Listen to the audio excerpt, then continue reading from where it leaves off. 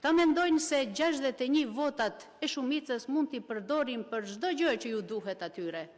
Madje edhe për të shkarkuar dhe për të ngritur interpelanca ndaj çdo kuj, përfshirë edhe ata të gjyqësorit, edhe gjykatësit pra.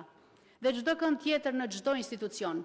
Dhe ju, Nikola, dhe çdo kush tjetër në këtë sallë, unë besoj që e ka shumë të qartë që kjo thirret diktat shumice.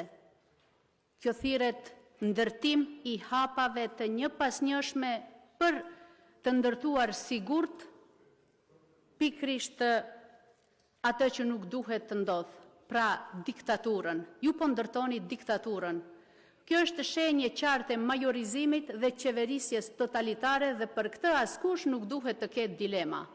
Nga ana tjetër që gjyqësori ka shumë probleme dhe nuk është i pavarur, këtë e dim të gjithë. Madje Aleanca për Shqiptarët vazhdimisht ka folur për këtë tema edhe në të kaluarën dhe do vazhdoj të flet edhe në vazhdim. Po megjithatë, se kjo është e vërtetë dhe që gjyqësori me të vërtet ka probleme, por kjo nuk është rruga për ta ndërtuar dhe ta përmirësuar gjendjen atje, flet edhe vetë rasti i Jagim Islamit. Ai është një rast të cilin të gjithë e dim dhe botrisht është e njohur që janë mbledhur të gjitha faktet se ai njeri është i pafajshëm dhe ai vazhdon të qëndrojë në burg.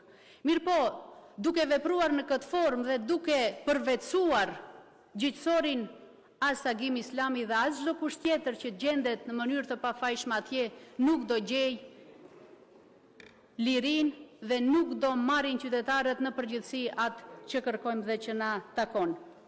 Prandaj, është shumë shqetësues fakti që kjo shumicë parlamentare 61 vota mendon se mund t'i përdor për çdo gjë që ju duhen atyne, madje edhe për të shkarkuar individ brenda institucioneve, brenda trupave punues, edhe brenda këtij kuvendi dhe në çdo institucion tjetër unë besoj që kjo do të jetë praktika.